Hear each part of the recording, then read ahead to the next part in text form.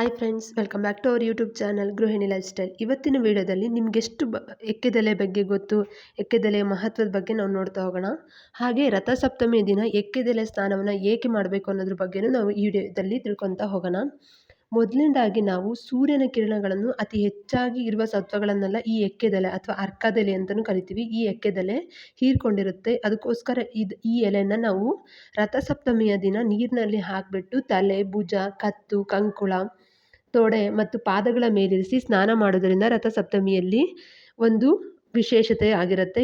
ಈ ಒಂದು ಸ್ನಾನ ಮಾಡಿ ಸೂರ್ಯದೇವನಿಗೆ ಪೂಜೆ ಮಾಡೋದ್ರಿಂದ ನಿಮ್ಮ ಎಲ್ಲ ಕಷ್ಟ ಕಾರ್ಪಣ್ಯಗಳು ದೂರ ಆಗಿ ನೆಮ್ಮದಿಯ ಜೀವನ ನಿಮ್ಮದು ಆಗತ್ತೆ ಅನ್ನೋದು ಒಂದು ನಂಬಿಕೆ ಆಗಿರುತ್ತೆ.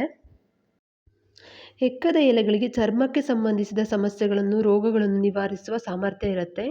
ಅಷ್ಟೇ ಅಲ್ಲದೆ ದೇಹದಲ್ಲಿನ ಕೀಲು ನೋವು, ಹಲ್ಲು ನೋವು, ಹೊಟ್ಟೆ ನೋವುಗಳಿಗೂ ಸಹ ಎಕ್ಕದೆಲೆಯು ರಾಮಬಾಣ ಆಗಿರುತ್ತೆ. ಹಾಗಾಗಿ ಒಂದು ಎಕ್ಕದೆಲೆಯ ಸ್ನಾನ ಮಾಡುವುದು ಒಂದು ಮಹತ್ವ ಆಗಿರುತ್ತೆ.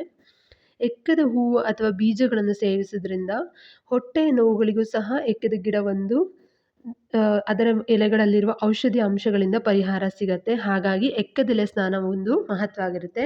ಅದಕ್ಕೋಸ್ಕರನೇ ಸೂರ್ಯನಿಗೆ ಈ ಒಂದು ಎಕ್ಕದೆಲೆ ತುಂಬ ಪ್ರಿಯವಾಗಿರುತ್ತೆ. ಅದಕ್ಕೋಸ್ಕರನೇ ಸೂರ್ಯನಿಗೆ ನಾವು ಅರ್ಕ ಅಂತ ಕರಿತೀವಿ.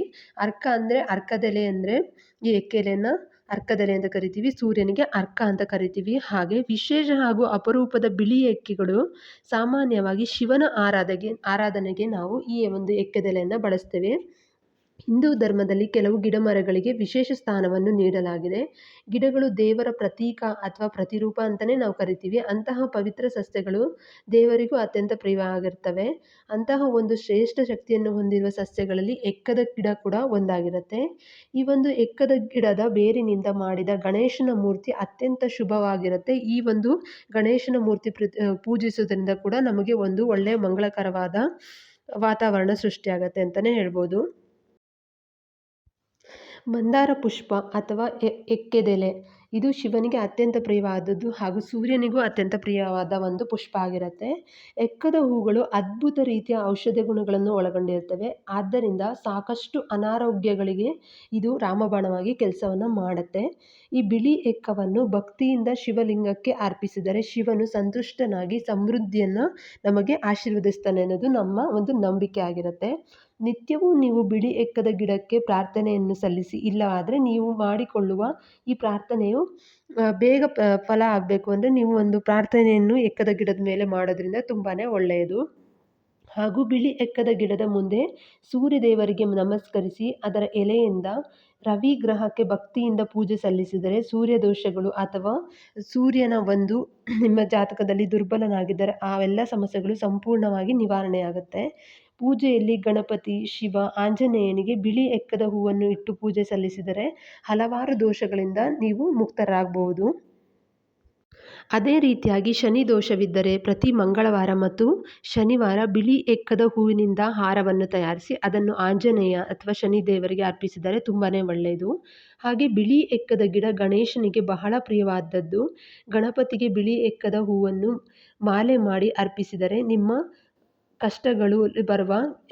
ಕಷ್ಟಗಳು ವಿಘ್ನಗಳನ್ನು ಈ ವಿಘ್ನ ವಿನಾಶಕ ನಿವಾರಿಸ್ತಾನೆ ಅನ್ನೋದು ನಮ್ಮ ಒಂದು ನಂಬಿಕೆ ಆಗಿರುತ್ತೆ. ಹಾಗೆಯೇ ಎಕ್ಕದ ಗಿಡವನ್ನು ನಿಮ್ಮ ಮನೆಯಲ್ಲಿ ಬೆಳೆಸಿದರೆ ಯಾವುದೇ ರೀತಿಯ ಮಾಟ ಮಂತ್ರ ತಂತ್ರಗಳು ಸುಳಿಯುವುದಿಲ್ಲ ನಿಮ್ಮ ಹತ್ರ. ಅದರಲ್ಲೂ ಮನೆಯ ಬಲಭಾಗದಲ್ಲಿ ಬೆಳೆಸಿದರೆ ವಾಸ್ತು ದೋಷ ಕೂಡ ನಿವಾರಣೆ ಆಗುತ್ತೆ. ಹಾಗೆ ಬಿಳಿ ಎಕ್ಕದ ಗಿಡವನ್ನು ನಿಮ್ಮ ಮನೆಯಲ್ಲಿ ಇಟ್ಟು ಪೂಜೆ ಮಾಡೋದ್ರಿಂದ ಹಲವಾರು ದೋಷಗಳು ನಿವಾರಣೆಯಾಗುತ್ತವೆ.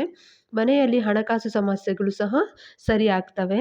ಹಾಗೂ ಎಕ್ಕದ ಹೂವನ್ನು ಮನೆಯ ಬಾಗಿಲಿಗೆ ಅಥವಾ ದೇವರ ಮನೆ ಬಾಗಿಲಿಗೆ ತೋರಣ ಮಾಡಿ ಕಟ್ಟಿದರೆ ವಾಸ್ತು ದೋಷ ಸಹ ನಿವಾರಣೆಯಾಗುತ್ತದೆ. ಬಿಳಿ ಎಕ್ಕದ ಗಿಡ ಪ್ರತಿಯೊಂದು ಭಾಗವು ಔಷಧೀಯ ಗುಣಗಳನ್ನು ಹೊಂದಿದೆ.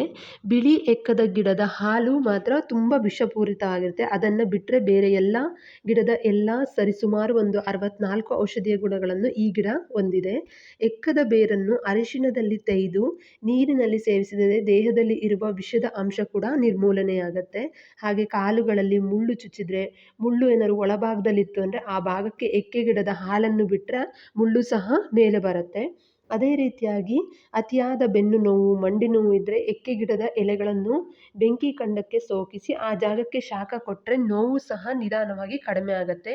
ಇಂಥ ಎಲ್ಲ ಒಂದು ಔಷಧೀಯ ಗುಣಗಳನ್ನು ಎಕ್ಕೆ ಗಿಡ ಹೊಂದಿದೆ. ನೀವೇನಾದರೂ ಅವಿವಾಹಿತರಾಗಿದ್ದರೆ ಕಂಕಣ ಭಾಗ್ಯ ನಿಮಗೆ ಕೂಡಿ ಬಂದಿಲ್ಲ ಅಂದರೂ ಕೂಡ ನೀವು ಪ್ರತಿ ಶುಕ್ರವಾರ ಅಥವಾ ಮಂಗಳವಾರ ಈ ಎಕ್ಕೆ ಗಿಡವನ್ನು ಮುಂದೆ ತುಪ್ಪದ ದೀಪವನ್ನು ಹಚ್ಚಿಬಿಟ್ಟು ಪೂಜೆ ಮಾಡಿ ಎಕ್ಕೆ ಗಿಡವನ್ನು 3 ಸುತ್ತು ಸುತ್ತಿರಿದ್ರೂ ಸಹ ನಿಮಗೆ ಕಂಕಣ ಭಾಗ್ಯ ಬೇಗ ಕೂಡಿ ಬರುತ್ತೆ. ಇಷ್ಟೆಲ್ಲ ಔಷಧೀಯ ಗುಣಗಳನ್ನು ಹೊಂದಿರುವ ಈ ಎಕ್ಕೆ ಗಿಡ ಎಲ್ಲ ರೀತಿಯಲ್ಲಿಯೂ ಅನಾರೋಗ್ಯಗಳಿಗೂ ಆರೋಗ್ಯವನ್ನುಂಟು ಮಾಡುವ ಔಷಧೀಯ ಗುಣಗಳನ್ನು ಹೊಂದಿರುವ ಒಂದು ದೇವರಿಗೆ ಪ್ರಿಯವಾದ ಒಂದು ಗಿಡವಂತಲೇ ಹೇಳ್ಬೋದು. ಇಷ್ಟೆಲ್ಲ ಹೊಂದಿರುವ ಈ ಎಕ್ಕೆ ಗಿಡವನ್ನು ನಿಮ್ಮ ಮನೆಯಲ್ಲಿ ಬೆಳೆಸಿದರೂ ಸಹ ನಿಮ್ಮ ಮನೆಯ ಬಲಭಾಗದಲ್ಲಿ ಬೆಳೆಸೋದ್ರಿಂದ ಸಹ ಯಾವುದೇ ರೀತಿಯ ಒಂದು ನಿಮ್ಮ ಮನೆಯಲ್ಲಿರುವ ವಾಸ್ತು ದೋಷ ಕೂಡ ನಿವಾರಣೆ ಆಗುತ್ತೆ ಅಂತಲೇ ಹೇಳ್ಬೋದು. ಅದರಲ್ಲೂ ಬಿಳಿ ಎಕ್ಕೆ ಗಿಡ ಅನ್ನೋದು ಶಿವನಿಗೆ ತುಂಬಾ ಪ್ರಿಯವಾದದ್ದು. ಅದಕ್ಕೋಸ್ಕರ ನಾವು ಈ ರಥಸಪ್ತಮಿಯ ದಿನದಂದು ಎಕ್ಕೆ ಗಿಡವನ್ನು ನಾವು ಸ್ನಾನ ಮಾಡೋದ್ರಿಂದ ಅಥವಾ ಸೂರ್ಯನಿಗೆ ಅರ್ಪಿಸುವ ಅರ್ಘ್ಯದಲ್ಲೂ ಸಹ ಈ ಎಕ್ಕೆ ಎಲೆ ಮತ್ತು ಎಳ್ಳನ್ನು ಹಾಕಿ ನಾವು ಅರ್ಘ್ಯವನ್ನು ಬಿಡೋದ್ರಿಂದ ಕೂಡ ತುಂಬಾ ಒಳ್ಳೆಯದು. ಸೂರ್ಯನಿಗೆ ಆರ್ಘ್ಯ ಬಿಡುವಾಗ ಓಂ ನಮಃ ಸೂರ್ಯಾಯ ನಮಃ ಎಂಬ ಒಂದು ಮಂತ್ರವನ್ನು ಹೇಳಿಬಿಟ್ಟು ಸೂರ್ಯನಿಗೆ ಆರ್ಘ್ಯ ಬಿಡುವುದರಿಂದ ಎಕ್ಕೆ ಗಿಡದ ಎಲೆಯನ್ನು ಹಾಕಿಬಿಟ್ಟು ಆರ್ಘ್ಯ ಬಿಡೋದ್ರಿಂದ ತುಂಬಾ ಒಳ್ಳೆಯದು.